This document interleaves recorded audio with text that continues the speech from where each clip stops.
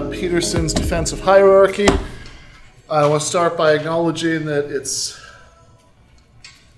often difficult to take this seriously, to critique it, or certainly it is for me.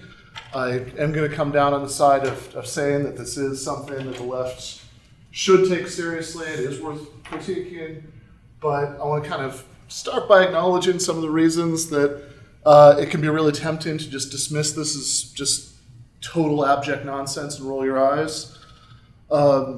Especially, I think, given my own biases, since I teach for a lot of philosophy for a living. All of my training is in taking apart arguments and putting them back together again. And Peterson is just going to, as was kind of indicated at the end of the last presentation here, Peterson's just going to give you nothing in that regard. He's not in the argument business. That's not what he does. And also, I think myself as a Marxist. If Derek Varn was here, he could explain that I'm actually just a Couchgate revisionist, but I'm under the delusion that I'm a Marxist.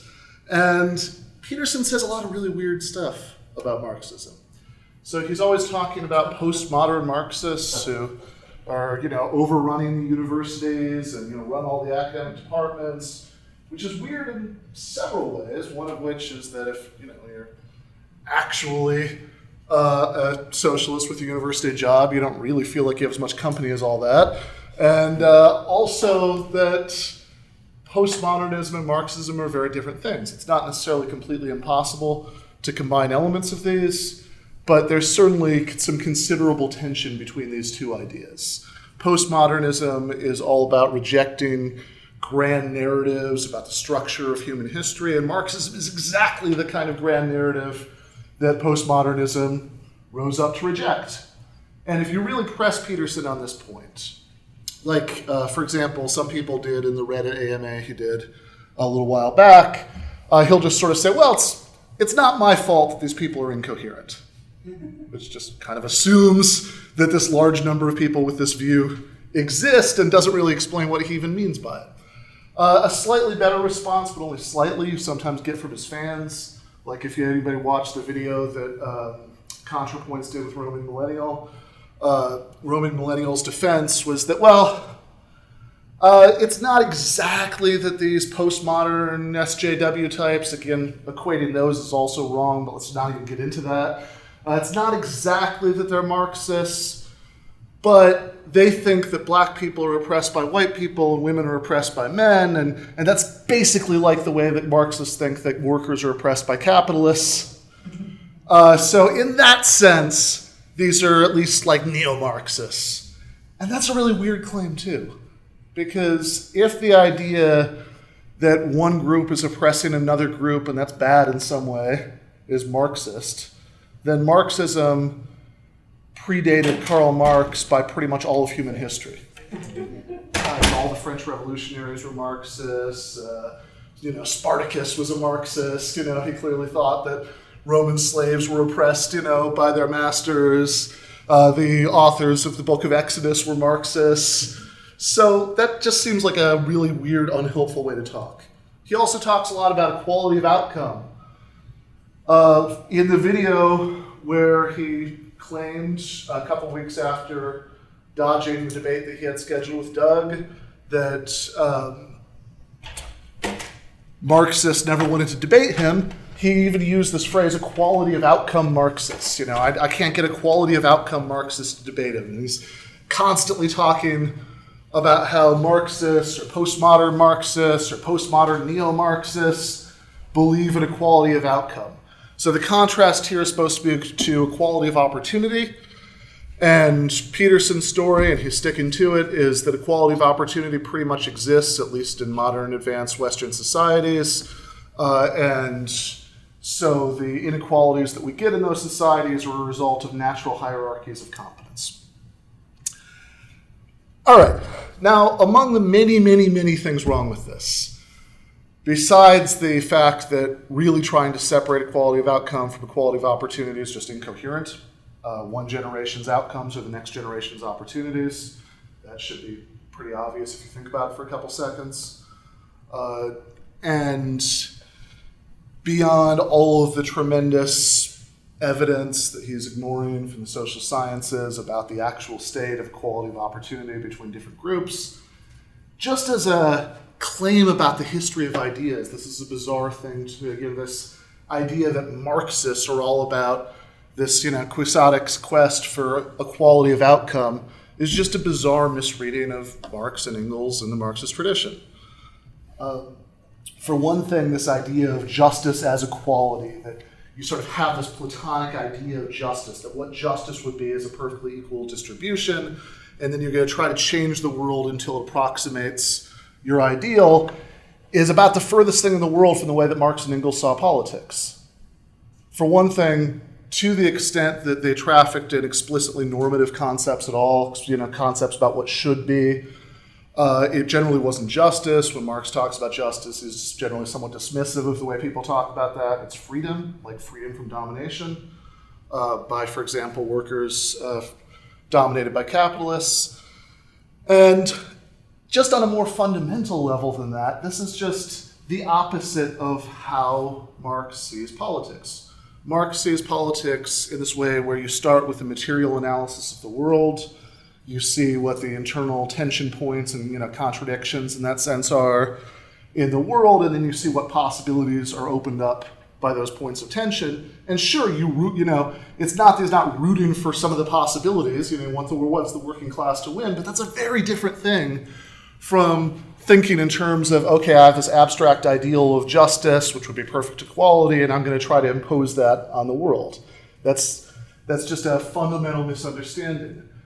Also, you can say, okay, in defense of Peterson here, you can say that Marx, even though he doesn't use the language of justice, is sometimes, at least implicitly, talking about what would count as a just distribution, what in the sort of 20th century, analytic political philosophy tradition might be called a theory of distributive justice. Most obviously in Critique of the Gotha Program, Marx is talking about different ways that things could be distributed in a post-revolutionary society. But in there, he's explicitly not endorsing a totally egalitarian idea.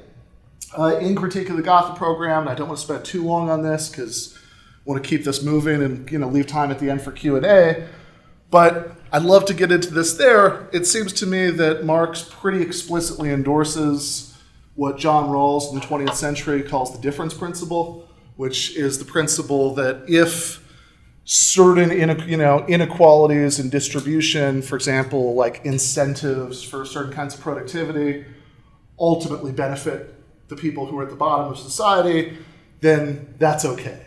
Right? And even in the long term, when Marx foresees a future where cultural changes from capitalism and technological abundance have gotten to the point where everybody can just kind of take what they need, that's still very different from enforcing an exactly equal distribution. And then there are the lobsters.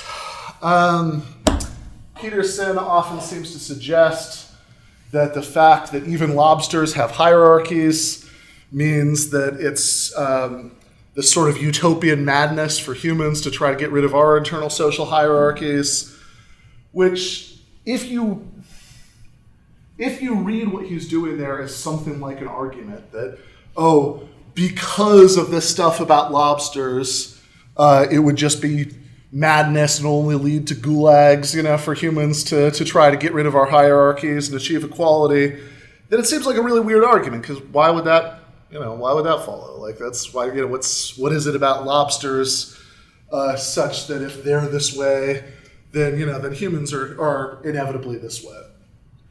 Or ants in some cases. Here's a memorable Peterson tweet about ants. Says 30% of the ants do 70% of the work, not a consequence of the West or capitalism, in case it needs to be said. Now, fun thing about this is if you click through to the study, he's wrong about most of this. In fact, when it talks about a lot of ants not working a lot of times, that's because there's like this complex cooperative system of working in shifts for the good of the whole group. So it's almost the opposite of what Peterson's taking from it. But again, all of this makes it really hard to take this seriously And if you just kind of see Peterson as this eccentric who, has this weird jumble of views, and for culturally contingent reasons, he happens to be getting a lot of attention right now, then it might not be clear, how much effort the left should sort of devote to doing things like this conference. All right, so I want to try to, and when I was originally doing this, the temptation to make fun of Peterson a lot more than I'm doing right now was almost overwhelming. I found a passage in Maps of Meaning where he's talking about a dream he had about his beautiful cousin, which is the funniest thing that I've ever read. Oh, could you send that to me? Yeah. We'll do a dramatic That will be tonight. helpful for my work. Okay, fair enough. Division of labor. But with great fortitude, I left it out. Because I want to focus on the core of what I think Peterson's project is. And once we kind of get what the core of the project is and how it all fits together, we can at least see how to relate to him, I think, as an ideological enemy. And how to make sense of some of the claims that he makes that we talked about in the first slide. When I say making sense of them, I don't mean in any way that's going to make them plausible, but in a way that'll help us understand how they all fit together and how, in a weird way, he might have kind of stumbled sideways into something that's sort of true. So I think to think about what Peterson's role is, to think about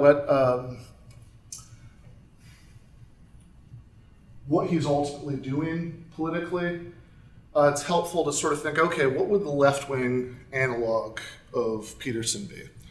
Right? What's the sort of socialist mirror image of Peterson here? And what I want to suggest is that if you think about like Marx, the mode of Marx that would be equivalent to what Peterson is doing here isn't the Marx who's writing detailed, complicated, rigorous economic analysis in Capital, certainly, or even the Marx, the Communist Manifesto, but maybe the Marx of the contribution to the critique of Hegel's philosophy of right, which if you've never heard of that, that's fine. But even if you've never heard of it, you probably know the most famous quote from it, because that's the one where Marx talks about how religion is the opium of the people. So later on, a little bit after he says that religion is the opium of the people, Marx says that the abolition of religion is the illusory happiness of the people, is the demand for their real happiness. To call on them to give up their illusions about their condition is to call on them to give up a condition that requires illusions. The criticism of religion is therefore an embryo, the criticism of that veil of tears to which religion is the halo. Criticism has plucked the imaginary flowers off the chain, not in order that man shall continue to bear that chain without fantasy or consolation, but that he can throw off the chain and pluck the living flower. Okay, so let's think for a minute about what Marx is doing here and how he's suggesting the criticism of religion ties into a larger emancipatory project, and then kind of go back to Peterson and see how he relates to that.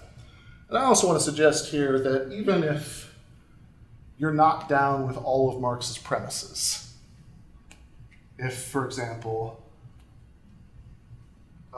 you're not an atheist or an agnostic, maybe some people here are Christian socialists, that you can still get this sort of spirit of what Marx is doing here. And the way I think you can think about it is this, that every society that has the sort of hierarchies that Peterson likes has some sort of mythological bullshit to justify those hierarchies. The divine right of kings is an obvious example of that, and the idea that the structural inequalities of capitalism are just natural hierarchies of competence is another one. And so whatever you think about religion as a whole, you can see what Marx is doing here is saying that kind of tearing down these stories that society tells to justify the way things are, the way things are structured, is this kind of necessary part of what later becomes a political project of emancipation. And if you think about it that way, then I want to suggest that in a weird sense, Peterson isn't totally wrong when he groups together Marxism, postmodernism, and all these other things, not because those aren't very different things, but because if you think of Marx as like the great demystifier, the guy who is, by giving you a comprehensive materialist theory of how capitalism comes about, how it works, and how it might be overcome, is acting in the simplistic but maybe helpful metaphor here about Toto, like somebody who's tearing down off the curtains. You can see the man behind the curtain. You can see the economic interest behind the bullshit that capitalist society tells about itself. And if that's the way that you think about Marx's project, or at least the Marx who's writing the Opium of the People passage, the Marx who's criticizing religion as a sort of prelude to criticizing capitalism, you can think of what Peterson is doing as a remystification project. So this gets down to a question, chatted with a few people about over the weekend, and I've been thinking about before this, which is that sometimes leftists, I think in their overexcitement about the many things that are wrong with the guy, will say that, oh, Jordan Peterson is a fascist, or he's alt-right, or something like that. And I think that's wrong. I think it's importantly wrong. But it's not a coincidence that fascists love Jordan Peterson. And I'm not saying that to tar him with, association or anything like that, but to try to think about what his role is as a reactionary, what kind of reactionary he is. And I think the kind of reactionary that Peterson is sort of analytically upstream from the differences between different kinds of reactionaries in practice, between fascist alt-right types and libertarians who dream of an anarcho-capitalist utopia, or Reagan Republicans for that matter. That those sorts of fine-grained political differences aren't really relevant to Peterson's project. What he is he's an elemental reactionary. What I mean when I say that he's an elemental reactionary is that he's trying to push on this kind of mythical, primordial level, this reactionary worldview from which, once you buy into that, then you can kind of work out the details of how to apply it to a political program. And this is how everything fits together. And if you think of the lobsters and the ants, not so much as an argument that Peterson is making, that lobsters and ants supposedly have these hierarchical setups, therefore capitalism is best, how does that work? But you think of these as almost like fables. It's like Aesop, that you're using animal stories, to try to make a point about humans. I think you're much closer to the mark. That he thinks that this is just so basic to our nature that any attempt to mess with it is just going to lead to disaster. And this also ties in everything from the self-help advice that since we're just stuck with hierarchies, trying to get rid of hierarchy is just going to lead to disaster and gulags and madness and cats and dogs living together. So instead of trying to tear down social hierarchies, all you can do for young men who aren't prospering in those hierarchies, forget about the young women, but young men, is that you can tell them to stand up straight and clean their room and do the things that might help them advance through the hierarchy. It's what ties in all of the sort of quasi-Jung, quasi-Joseph Campbell, mythic story stuff, because on a really, really basic level, Peterson's claim is that there's this mythic script to human existence that we diverge from at our peril, that it's just not a good idea to try to mess with. So he'll say things like, oh, when leftists complain about unjust social structures, they're tying in, they're tapping into one archetype, which is the unjust tyrant, but then there's this other archetype, the wise king, they're ignoring that, and so it's incomplete. This is almost a verbatim quote from Peterson. And of course, the Socialist Republic isn't one of those mythic archetypes, but that's kind of the point. You don't diverge from the script. This is what we've got, and any attempt to mess with this is just going to lead to disaster. And I think it's really telling if you look at what a lot of people seem to get out of it. So this is a quote that I've always loved from several months ago. There was a profile of Peterson in the New York Times, I think in the Sunday magazine.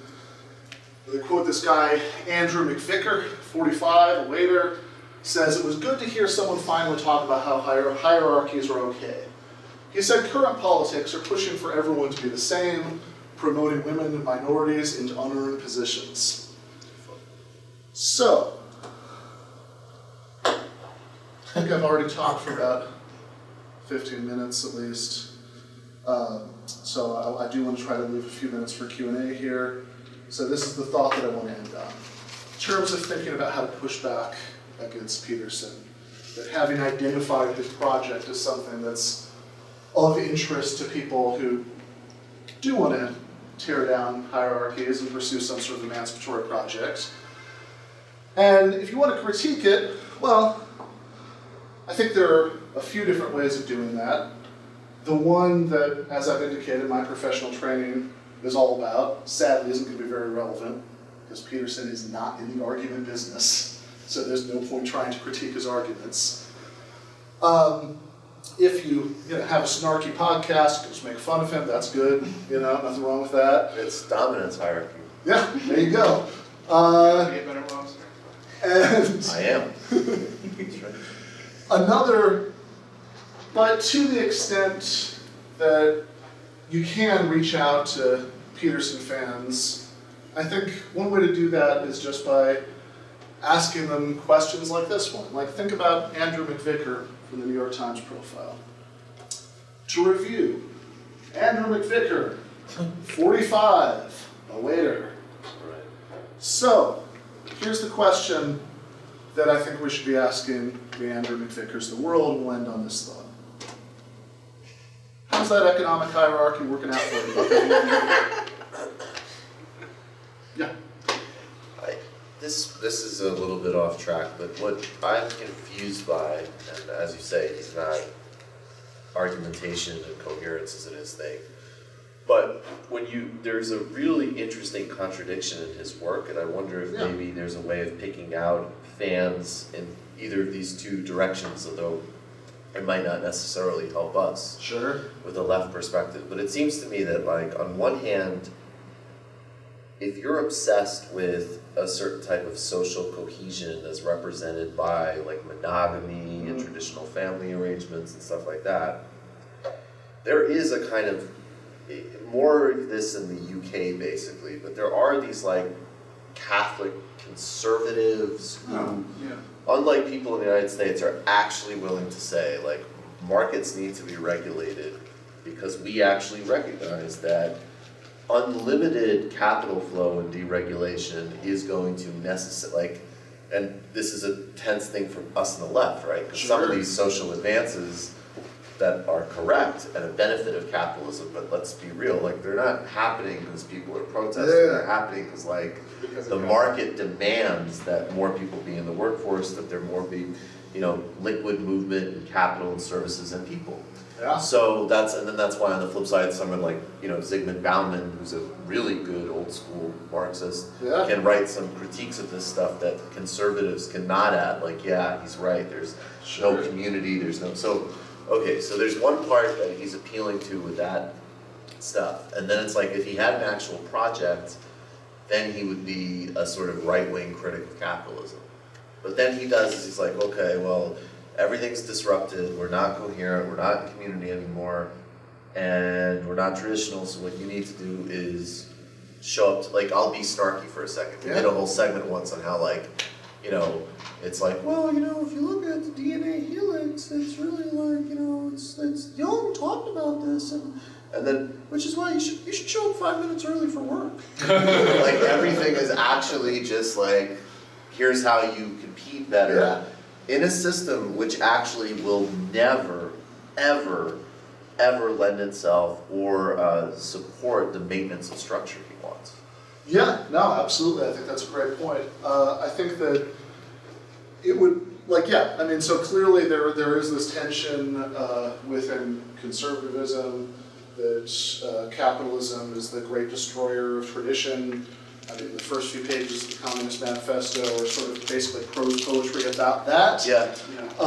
And, Marx has celebrated it to a point, although, not But it's also entirely. super brutal. Yeah, some of it really isn't good. Yeah, quite a people bit. actually should be able to do Yeah, things quite a bit besides is work not good. and Yeah, have you should- community and Yeah, I mean, it really comes out after the 2016 election, a lot of sort of never Trump conservative types at the National Review decided that to start, in their disgust about what had just happened, a lot of these people reconciled themselves more or less to Trump later, but in their disgust about what had happened, they started talking about white working class people in deindustrialized areas more or less the way the National Review has always talked about black people. Oh yeah, that was their pivot. They're trash too. Exactly, yeah. That's, I mean, it got to a point where I pretty much thought the National Review was going to start doing some phrenology charts to show that people on the coast weren't descended from the same ancestors as people in Michigan.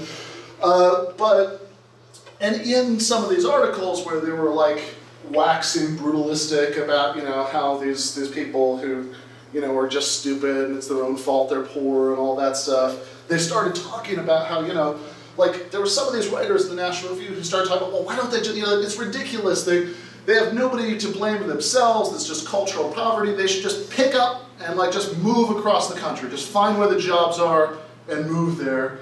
And there's something really, really weird about the idea that conservatives can advocate that everybody should just pick up the families in the grapes of wrath and just mass migrate across the country, that there should be just this constant nomadic search for where the jobs are, because if you care about things like families, and rooted communities, that might revolve around neighborhood churches and the kinds of things you would expect conservatives to right?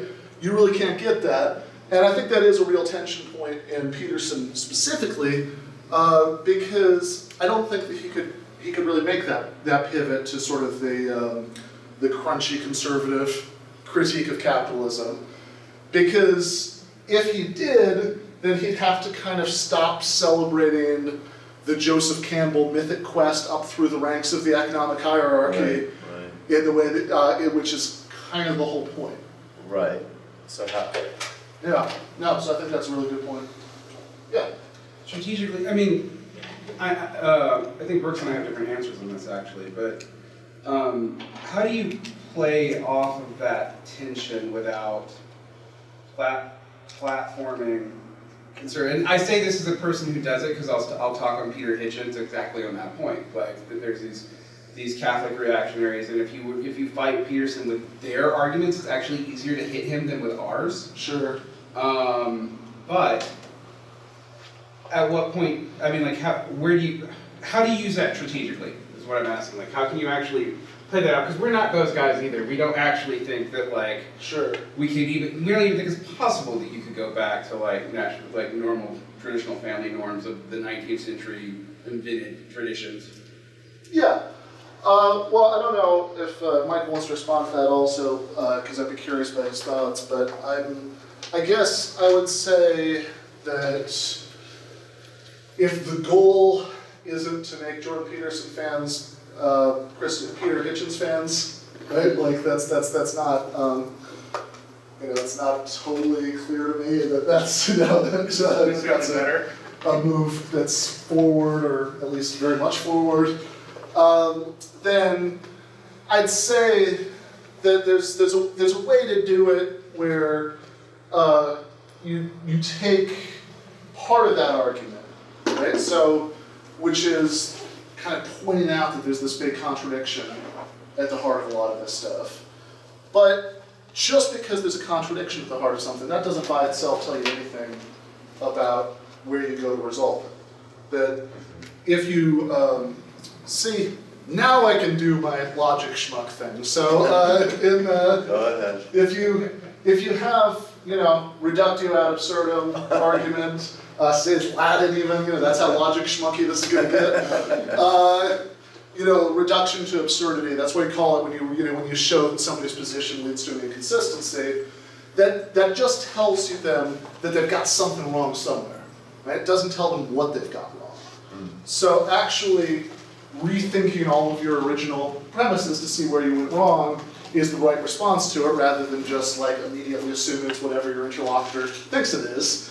And so I think that maybe, at least with some of these guys, I don't want to exaggerate how many of them are winnable, but maybe at least with some of them, pointing out that contradiction could start a process that could get them thinking about, okay, how do we want to resolve this, right? Do we, if you don't like the idea that we should all be neoliberal nomads, and you might not, even though you like the idea of gender hierarchy, maybe that seems to be one of Peterson's big points of appeal. Would even you, Jordan Peterson fan, really want to go back to, as you say, the 19th century or even the 1950s? Really think about what that would entail, right? Is that something you really want? And at that point, we can pitch our solution to the inconsistency, which is, hey, how about having a society where people are economically enabled to make all sorts of life choices as they choose with that?